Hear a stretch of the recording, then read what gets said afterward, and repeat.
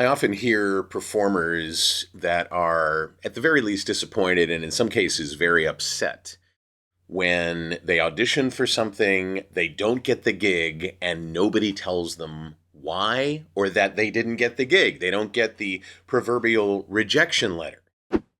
Well, something has been happening in the world of business that we should all be thankful we don't have to deal with when it comes to rejection. I'll share that with you in this episode of the VOHeroes podcast.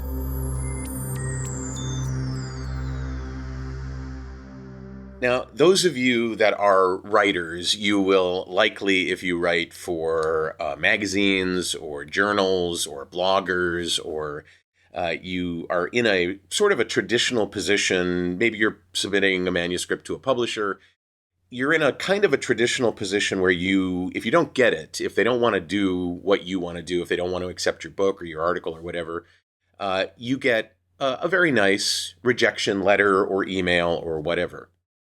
In the world of voiceover and the world of acting, we don't get that. I mean, the casting entities are busy enough letting the people who did get the job know about it, and contracts and, notifications and agents and wardrobe and all that stuff. But there's been this thing happening in the world of business, in the .com world, in the hiring world, in the human resources world, that we should all be very thankful isn't something we need to deal with.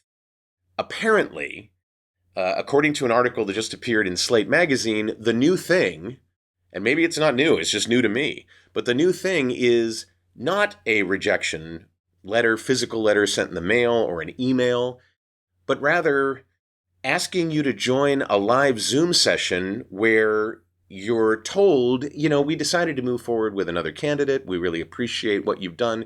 We just wanted to give you the news personally, and we hope that you'll continue to pursue positions with us. If there's anything that's open that you want to apply with, we welcome you to do that.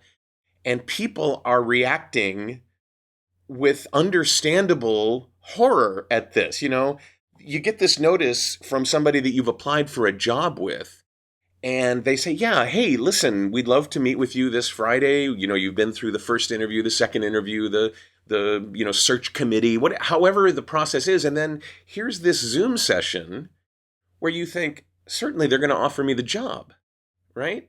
But no, and I think this is probably somebody who came up with what they think is the brilliant idea to have a more human touch to it, and not an impersonal email or an impersonal text or an impersonal physical letter sent in the mail.